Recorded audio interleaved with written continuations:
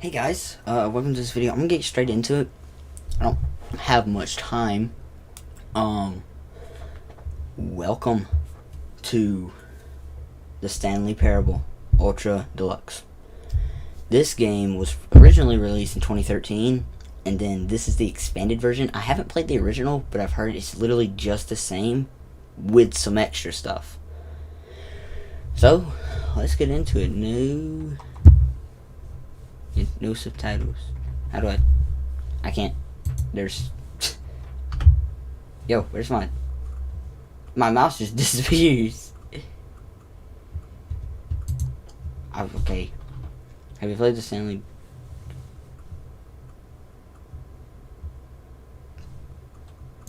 No. It's kind of hard trying to find my mouse. Just slide her until the computer is barely visible.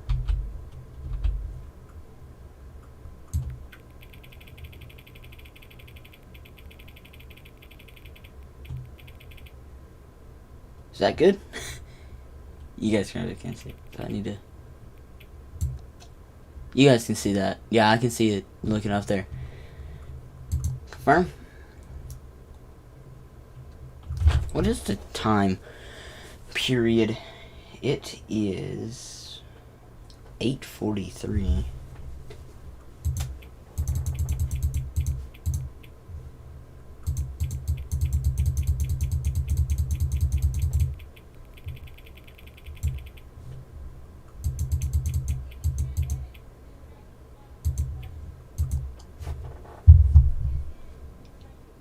Accessibility settings can be accessed.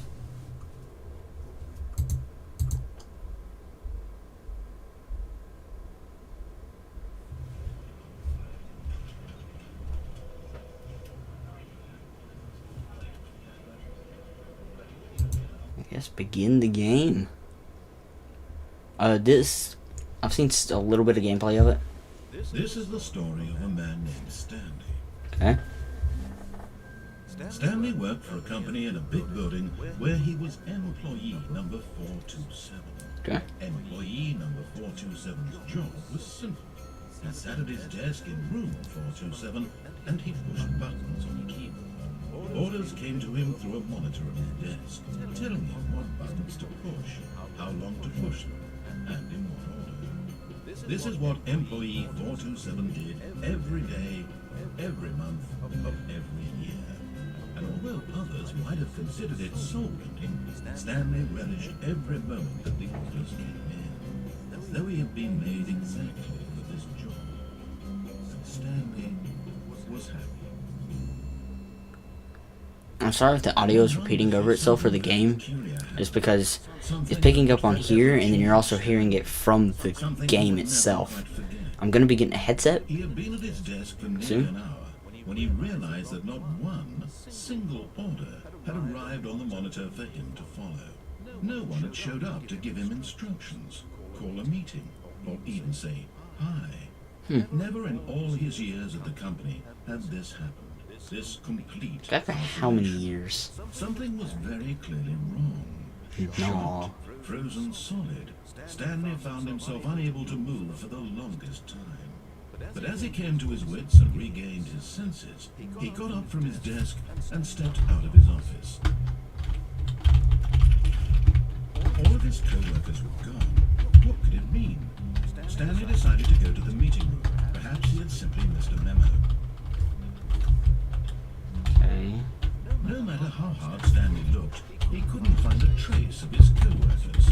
Oh, I turned it off. Stanley went around touching every little thing in the office, but it didn't make a single difference, nor did it advance the story in any way.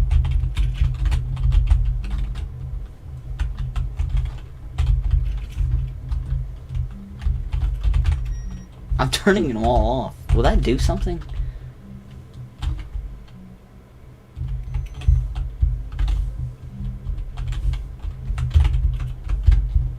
I feel like it would have to. Okay.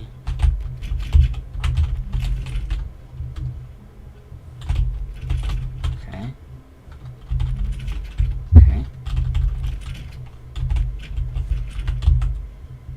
When Stanley came to a a set of two open doors, he entered the door on his left. I'm gonna go to the right. This was not the correct way to the meeting room, and Stanley knew it perfectly well. Perhaps he wanted to stop by the employee lounge first, just to admire it. What if I don't? Sorry for checking every single door. I'm just curious. Yes, truly a room worth admiring. It had really been worth the detour after all, but eager to get back to business, Stanley took the first open door on his left. I'm not gonna do that. Second time through, whenever I'm playing this again, it might be a second stream or like another video, but I do not lie if you are lying right now. Stop. But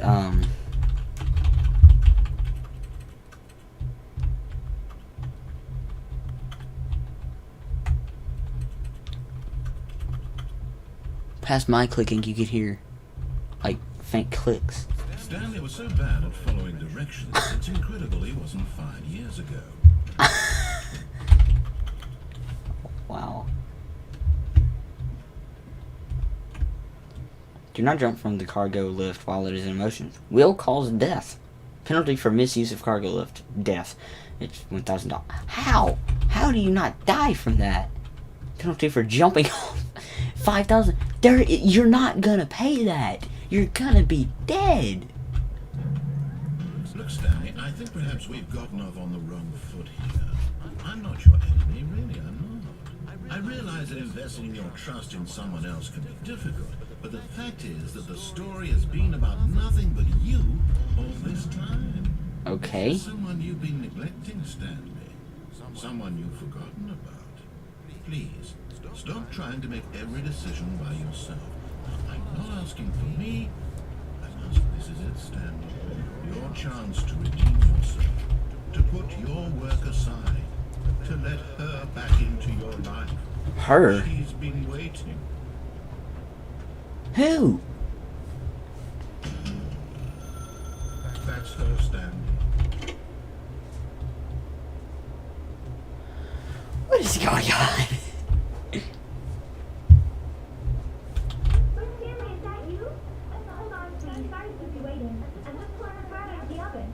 Bread.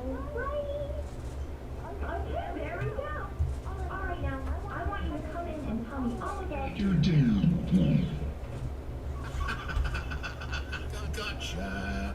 Oh, come on. Did you actually think you had a loving wife who'd want to commit their life to you? I'm trying to make a point here, Stanley. I'm trying to get you to see something. Come inside. Let me show you what's really going on here. I have free will. Sorry, but you're in my story now. What? I can't do anything. Hey. This is a very sad story about the death of a man named Stanley. Whoa, what? Stanley is quite a boring fellow. What? Job that demands nothing of him, and every button that he pushes is a reminder of the inconsequential nature of his existence. Look at him there, pushing buttons, doing exactly what he's told to do. Now he's pushing a button. Now he's eating lunch. Now he's going home. Now he's coming back to work. One might even feel sorry for him, except that he's chosen this life. What if I don't? I'm not gonna press it.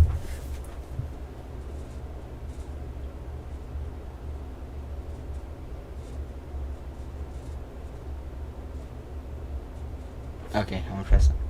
But in his mind, in his mind, he can go on fantastic adventures. Let me do the microwave you. Stanley dreamed of wild Bald expeditions. weirdo. Why is she naked? Well, she's not, but you know, weird.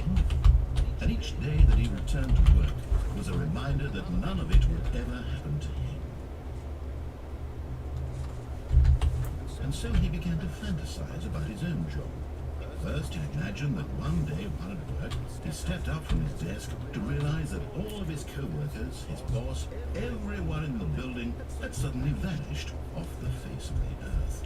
Is this someone from there? Excited him terribly. So, he went further. He imagined that he came to two open doors and that he could go through either. At last, choice. It barely even mattered what lay behind each door. The mere thought that his decisions would mean something was almost too wonderful to behold. As he wandered through this fantasy world, he began to fill it with many possible paths and destinations. One path lay an enormous round room with monitors and mind controls.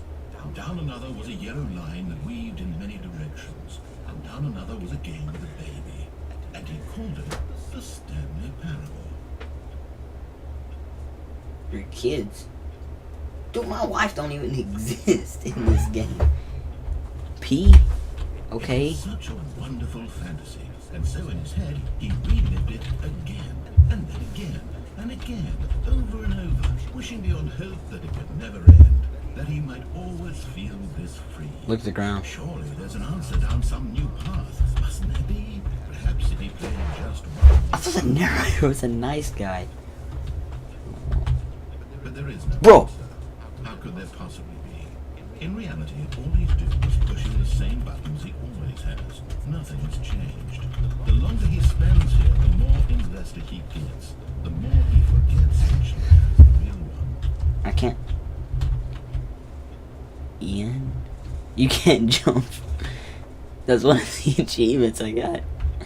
And I'm trying to tell him this, that in this world he can never be anything but an observer. That as long as he remains here, he's slowly killing himself. But he won't listen to me.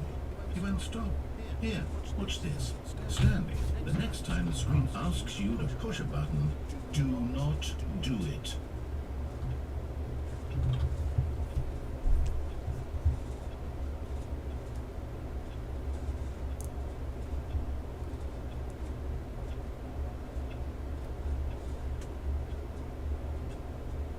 I'm not gonna do it.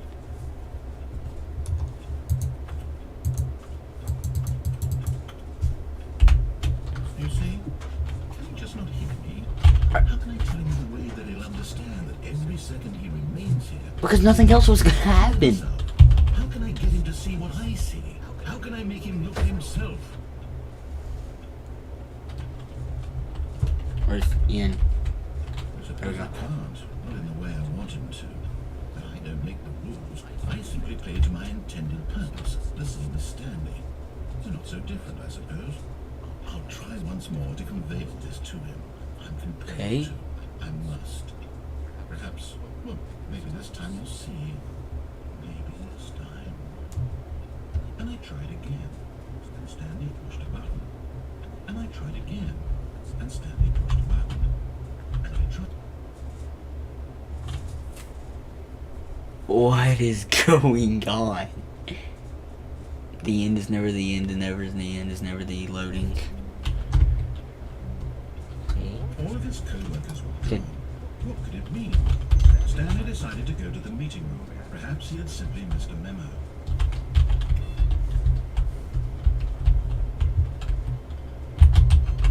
Whoa.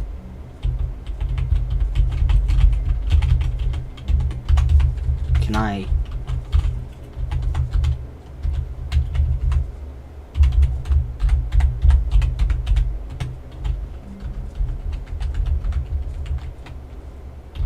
I can't turn it off now, but what was happening with that? It said input received. Okay, we go left. Stanley came to a set of two open doors. He entered the door on his left.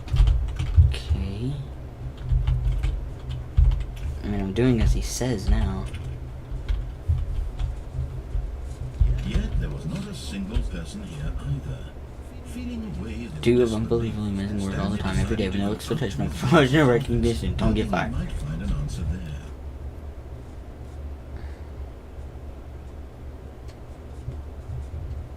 Warning you anymore. Aw. That sucks. Stanley stepped into the broom closet, but there was nothing here, so he turned around and got back on track. What if I don't? What if I just stay here? There was nothing here. No choice to make, no path to follow, just an empty broom closet. No reason to still be here.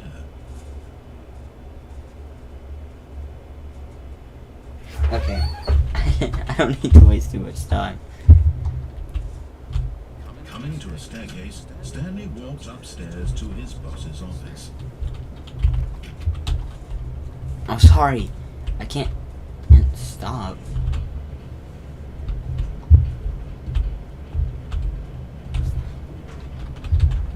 What's going on? Fire hose. A car? But Stanley just couldn't do it. He considered the possibility of facing his boss, admitting he had left his post during work hours. He might be fired for that. And in such a competitive economy, why had he taken that risk?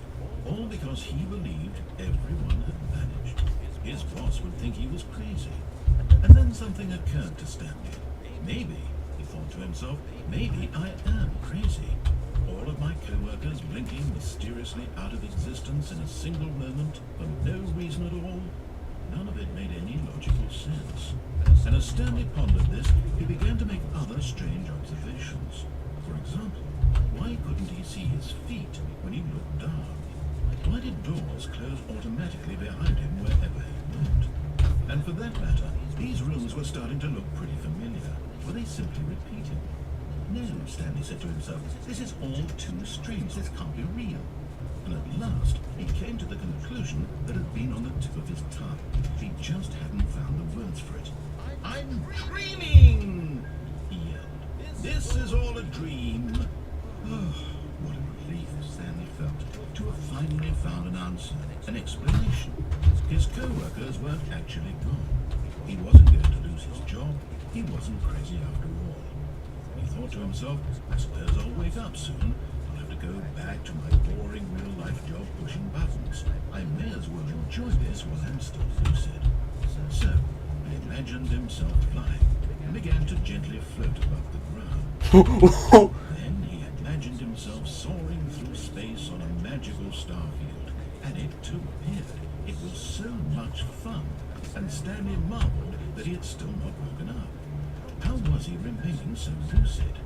And then perhaps the strangest question of them all entered Stanley's head. One he was amazed he hadn't asked himself sooner. Why is there a voice in my head dictating everything that I'm doing and thinking? Now the voice was describing itself being considered by Stanley, who found it particularly strange.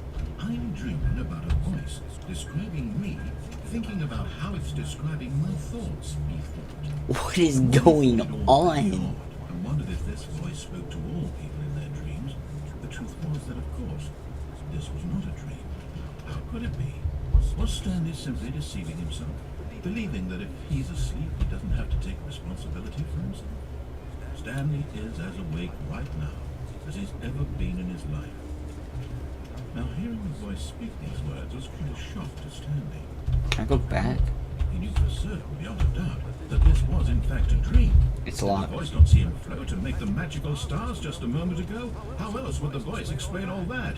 This voice was a part of himself too. Surely, if he could just... He would prove it. He would prove that he was in control, that this was a dream. So he closed his eyes gently, and he invited himself to wake up. No. He felt the cool weight of the blanket on his skin, the press of the mattress on his back, What? the fresh air of the world outside this one. Let me wake up, he thought to himself. I'm through with this dream. I wish it to be over. Let me go back to my job. Let me continue pushing the buttons. Please, it's all I want. I want my apartment, and my wife, and my job. Bro, what wife? All I want is my life. That's a exactly naked as it mannequin. has been. My life is normal. I am normal. Everything will be fine. Oh, come on. I am okay. That's the worst pep talk ever. Stanley began screaming. Please, someone, wake me up. My name is Stanley. I have a boss. I have an office. I am real. Whoa. Please, just someone tell me I am real. I must be real. I must be. Can anyone hear my voice? Who am I? Who am I? And everything went black. What is going on? What is happening? This is the story of a woman named Mariella. Mariella woke up on a day like any other. What? She arose, got dressed, gathered her belongings, and walked to her place of work. Oh, whoa, is he? This particular day, her walk was interrupted by the body of a man who had stumbled through town talking and screaming to himself, and then collapsed dead on the sidewalk. Though she would soon turn to go call for an ambulance, for just a few brief moments, she considered the strange man. He was obviously crazy. This much she knew. Everyone knows what crazy people look like. And in that moment, she thought to herself how lucky she was to be normal. I am sane. I am in control of my mind. I know what is real and what isn't. It was comforting to think this, and in a certain way, seeing this man made her feel better. But then she remembered the meeting she had scheduled for that day. The very important people whose impressions of her would affect her career, and by extension, the rest of her life.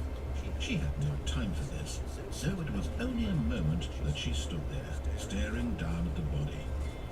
And then she turned and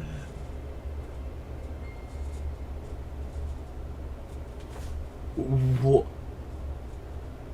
Okay, this time I just go. I'm gonna keep on turning on All of or his off the co-workers computers. were gone. What could it mean? Stanley decided to go to the meeting room. Perhaps he had simply missed a memo. That one's off. Okay. Is there? That one's off. Those are off. Okay. There's no running. I can't. Stanley came to a set of two open doors. He entered the door on his left.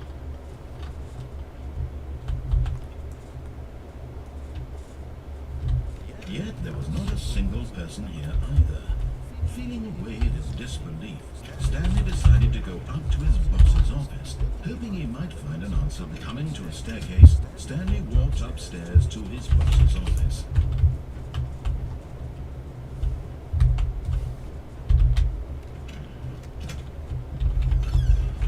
Whoa.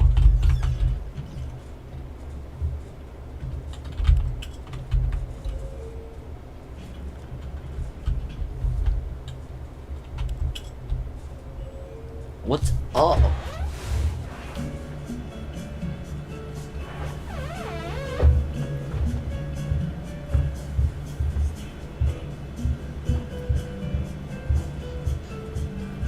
Man, this is some hardcore music.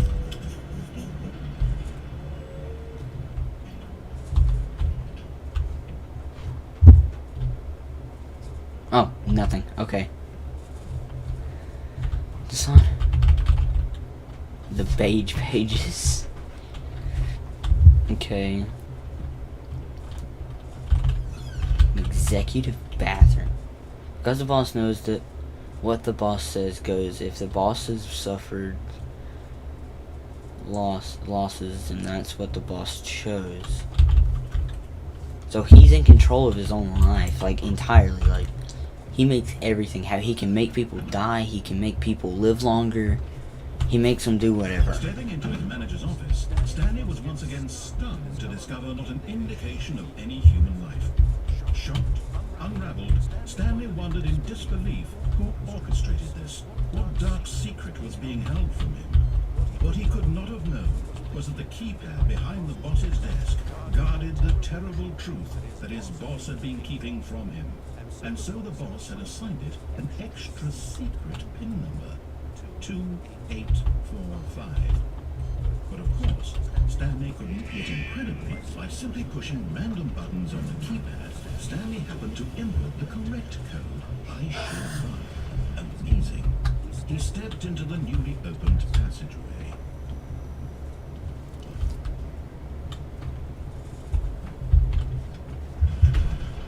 What is going on in this? Bro, what is happening? Descending deeper into the building, Stanley realized he felt a bit peculiar.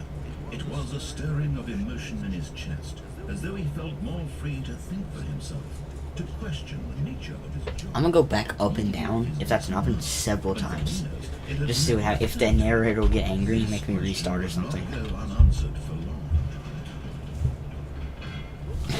Never mind. Stanley actually got back into the elevator and went back up. I never left. Why did Stanley do that when he knew that it would just lead back to his boss's office? Well, that's a great question. I just can't wait to find out. Huh.